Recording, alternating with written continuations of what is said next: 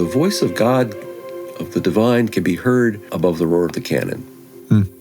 And I think it can be heard often really well when everybody's singing. And when we get a few amens,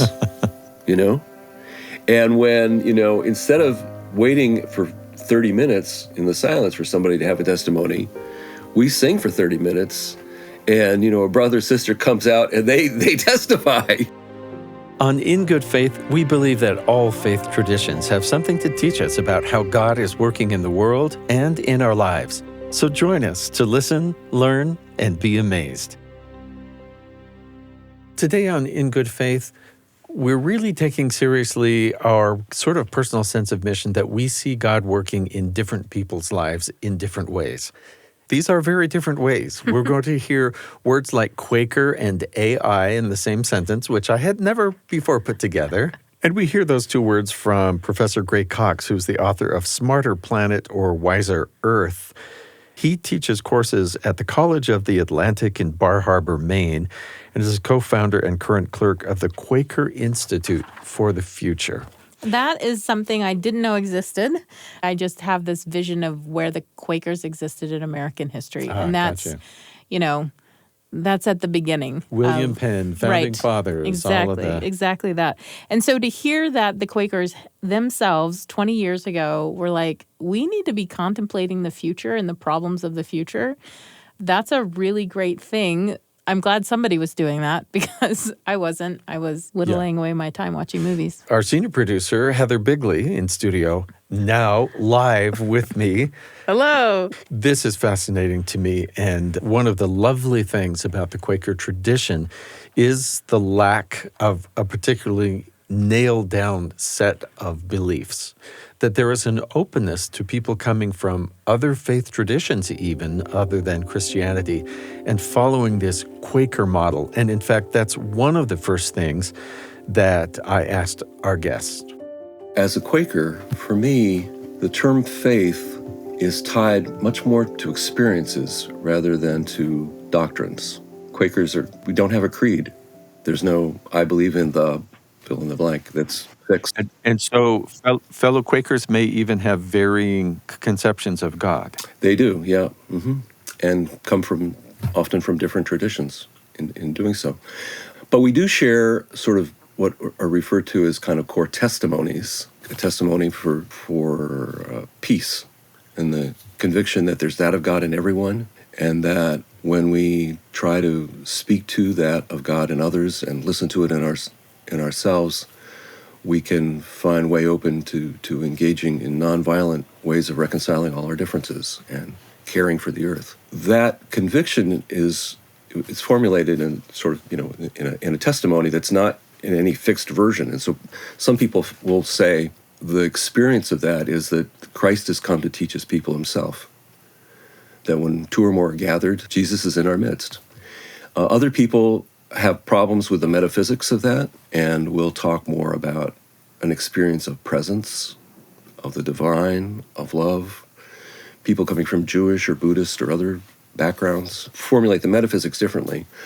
But what I think holds us together as communities is the experience of that presence when out of the silence we have a sense that it's not just me speaking what I think today, it's a message is coming through us of a kind of spiritual leading presence. That sort of frames my way of thinking about peace and about community and about all the problems that we face in the environment and in technology with AI. I think it's a really useful model for how to meet, how to be a community. So in moving into the area of AI, I can't help but think of the idea of creation. And some would say you're creating something that our robot overlords, don't give them too much power. and then there's also the idea of being in awe of the creation of the human brain as you try and simulate the creation of that brain. And where I want to jump into this, if I could, was this fascinating idea that you bring up, that instead of trying to create an adult brain, what if we could create a children's brain, one that is sort of in that state of being able to learn and adapt. Am I understanding that correctly? This idea goes back at least to Alan Turing, who many of your listeners might be familiar with in terms of what's referred to as the Turing test. There's movies about him, The Imitation Game, and so on. He was a really brilliant and important AI researcher who played a role in World War II, but also in the development of the basic conception of what a computer is. And there's a paper in 1950 he wrote in which he basically laid out the model for what's often referred to now as the Turing machine. But in the same paper, at the end, he introduces this idea that, well, if we try and design kind of like a complex, enormous machine, the intelligence of a human adult, it's going to be really complicated and really hard for us to program all that. So, as you noted, the idea was, well, what if we could design a child's brain and then get it to grow? And he's very explicit that the way it would grow is through dialogue, through socialization, through parenting, through play with others, with teachers and mentors. And that process is fundamentally different. The dialogue process is fundamentally different from the mechanical, linear, and I would add monological process where one person's putting in the program that we associate with traditional kinds of computers. And I think one of the things that's really important to understand what's going on now, especially in the last year and a half or so, with people's awareness of AI is that with ChatGPT and other kinds of large language models, as they're referred to, they're techniques of growing computers using neural nets and evolutionary kinds of programming, where you, instead of programming it in a linear way, you train it, kind of the way you would train a dog, or slowly, selectively reinforce various kinds of genes in a gene pool or the like. With the large language models like ChatGPT that people are now having conversations with, and it seems like dialogue, at least, in interacting with them, for those of you who've done that. So I type in something like, please write a 600-word op-ed on why we should not be afraid of AI in the future, right? And then it turns around and predicts what's going to be the first word in that op-ed, and then the second and the third and fourth, right? It does that based on having studied lots of other op-eds and lots of other text on the internet. It's read something like the equivalent of what it would take us to read 500,000 years worth of text. Well, it's astounding. And when I think of the whole, what about starting from a child's brain, then I'm hearing Jesus say, except you become as a little child, you can't inherit the kingdom of heaven. And so I'm thinking, what are spiritual connections here? I mean, I could see a pastor saying, write me a 20-minute sermon about such and such, which could be, I suppose, a useful feature. We've talked about learning like a child, instructing. So that's what we're wondering, this process of dialogical, so the back and forth, does that teach us something about our spiritual lives? The spiritual kind of language comes in, I think, as soon as you start trying to interact with computers and with your community in ways that are dialogical.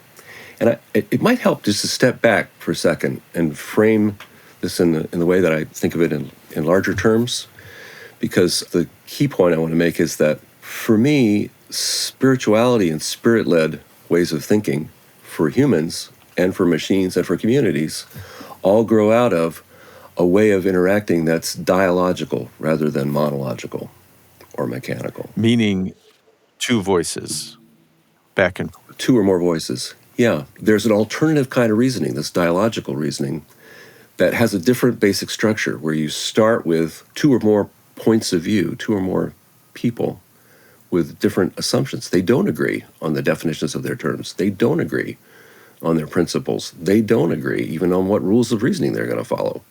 And then the process of reasoning is one where you negotiate all that, where you come to find common ground. The goal of that negotiation process is not to just generate a conclusion, but to arrive at a genuine voluntary agreement. This second kind of reasoning is, I think for a lot of people, it doesn't even occur to them that it's a form of rationality, because the assumption is rationality is just what logic tells us.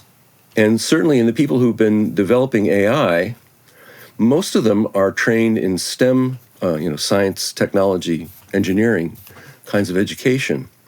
And so they're not familiar with the research that's been done, especially in the last 50 years. There's an enormous amount of work that's been done in studying mediation, negotiation, conflict resolution, peacemaking, and done not only in seeing how labor management people do it in the U.S. or diplomats do it at the international level, but how indigenous communities around the world and religious communities, Buddhists and Quakers and others do it. So there's a very rich body of research on this in talking about this dialogical approach to AI, is drawing on all those traditions for understanding how AI can be engaged with and how the Turing child can be nurtured. I want to go back to the title of the book, because what you have just been talking about seems the whole idea of a smarter planet. I mean, we're all excited to have a smart home where I can say lights on, lights off, garage up. But you're talking about smarter planet or wiser Earth. And will you talk to me about what you see as the difference there? The smarter planet vision is one that has been pursued for a while.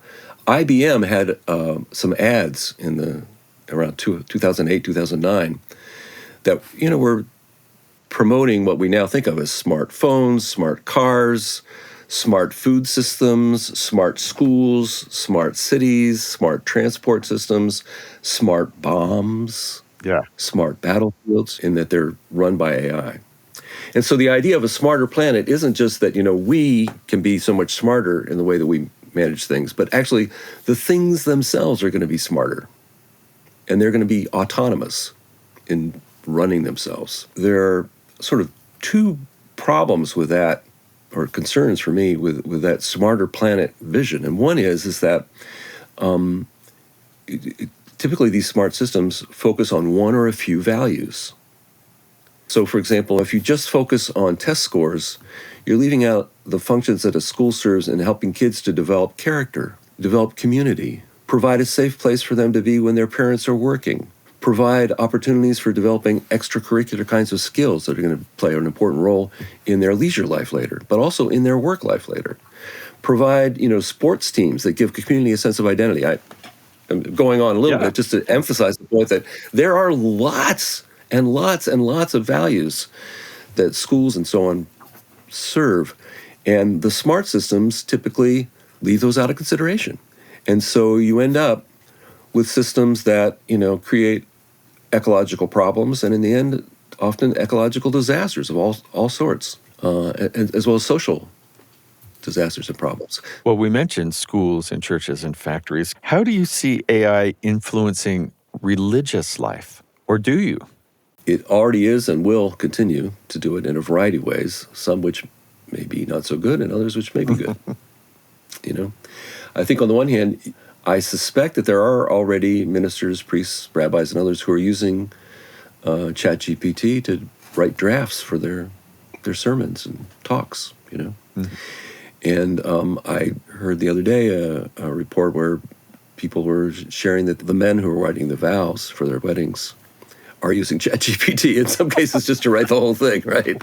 So people are starting to do this already, right? Uh-huh. The various functions that are involved in a church, whether it's writing prayers, vows, commitments, rules, policies, sermons, people are starting to look to AI and say, well, maybe this can help us out with it, There are ways of doing that might be useful, and then ways that are sort of cheating, spiritually. And so you have to sort of discern about that.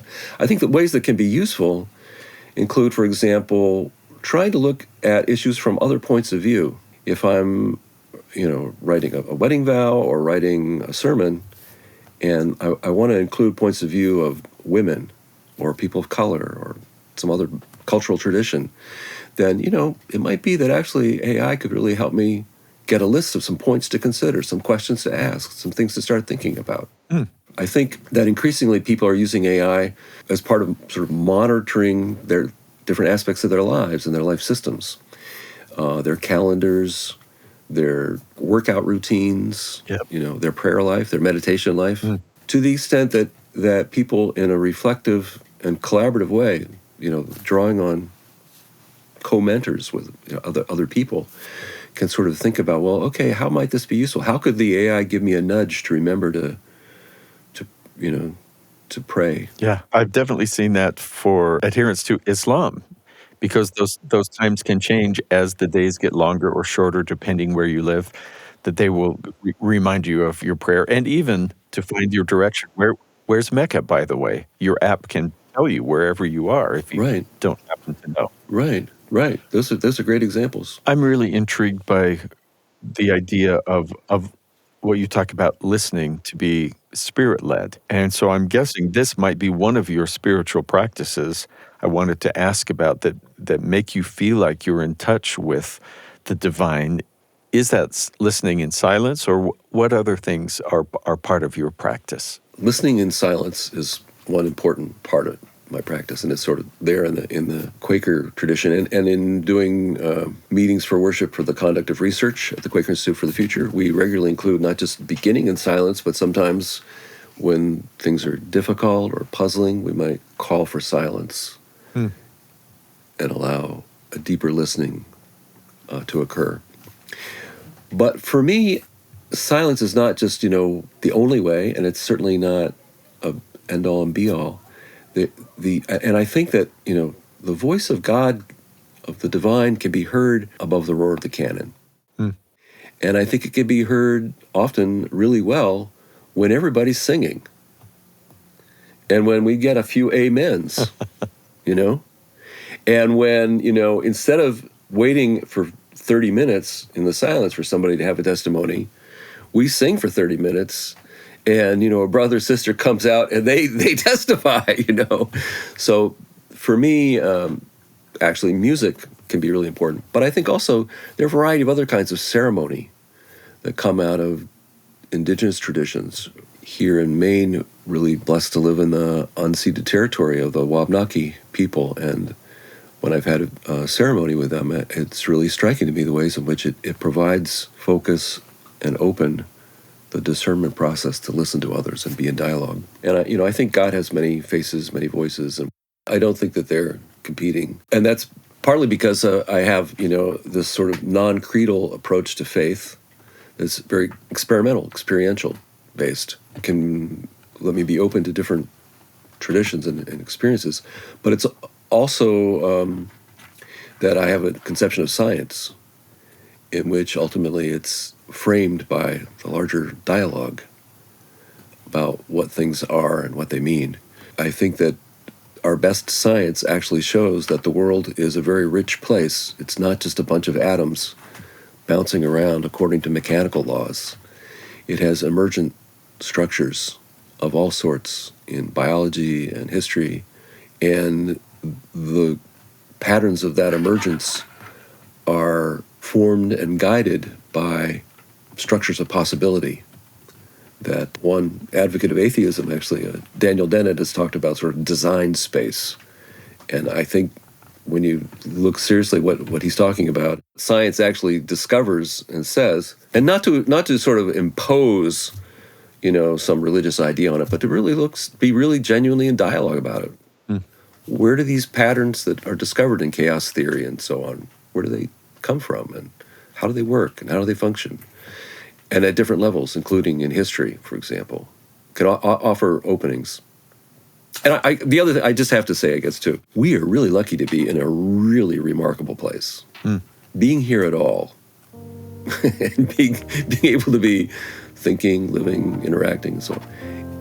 It's the more I study philosophy and theories of time and so on, and science and the Big Bang and all that stuff, the more I just think, wow, this is pretty freaking incredible, and it arouses a sense of gratitude for me. And beyond whatever comes after, whether we have eternal souls or not, and what happens after death, I think just this miracle of life to be here at all should be a source of enormous wonder and gratitude. And both science and religion, for me, drive that home in a profound way.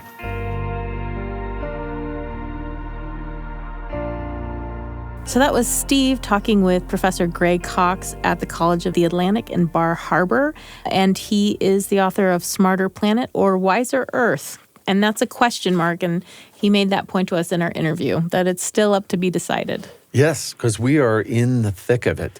And something that really stuck with me is he says so much of this is technical that we've got people who have lots of STEM training, so science and technology, engineering, math, all of that.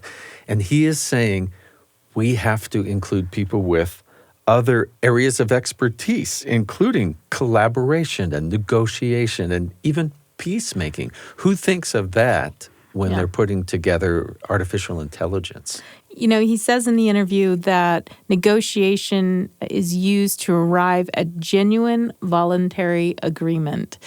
And I have been thinking about that. I've been thinking about this idea. For me, that's almost religious, almost sacred. I think of my own personal experience with God where there's lots of things I don't want to do, or lots of things where I want to bend the rules, or lots of things. And this whole process of engaging with God is not to force me to obey. It's instead this idea that I will want to agree. And that relationship that I have with God, there are parallels in our communities that we can think of, that we can bring together, right? That working with other people to arrive at some solution for our community is not about winning or breaking the other person. It's about, hey, let's all get involved here so we all voluntarily agree in a genuine fashion. And that's shown a light on something that I haven't thought too much about, and I was glad to think about it. Boy, I like thinking about that. And as you're talking about it, it makes me even think, well, if there is such a thing as an omnipotent, all-knowing God, then God is not surprised at the development of AI. And maybe it's the knowledge, just like the science we discover, is just one more clue of God working in the world. Is that possible? Well, yes, I think that's definitely possible. There's plenty of people who, when we talk about AI, now believe that we live in a simulation that God has created through AI. And I would like to have them on the show. Okay, so please, in good faith, at byu.edu is where to email if you've got information on the simulation that's being run with by God, with us in it right now. And I think Dr. Cox ends on this lovely, lovely idea, like what a miracle that we all exist. Yes. What a miracle that we can talk and think and engage with each other and engage with the earth. And I love that. Yeah, I love that. The fact that we are here at all is miraculous and inspires, I think he said, gratitude and wonder. This episode was produced by Heather Bigley. Our production team also includes Leah King, Katarina Martinich, and Ashton Rowan. Our post-production sound designers are Mark Hansen, Daniel Phillips, and Carly Wilson. In Good Faith is committed to the idea that we all benefit from hearing people of widely varying backgrounds share their personal experience with faith and belief. In fact, we think people with such experience deserve some of our best listening. If interfaith understanding is important to you, be sure to leave a comment or review on YouTube, Spotify, Apple, wherever you get your podcasts, and help spread the word. Find us on X/Twitter at InGoodFaithPod, on Instagram and Facebook at In Good Faith Podcast, and on YouTube, our channel is www.youtube.com/@in-good-faith. In Good Faith is a production of BYU Radio. I'm Stephen Kapp Perry. I hope you'll join me again soon, right here in Good Faith.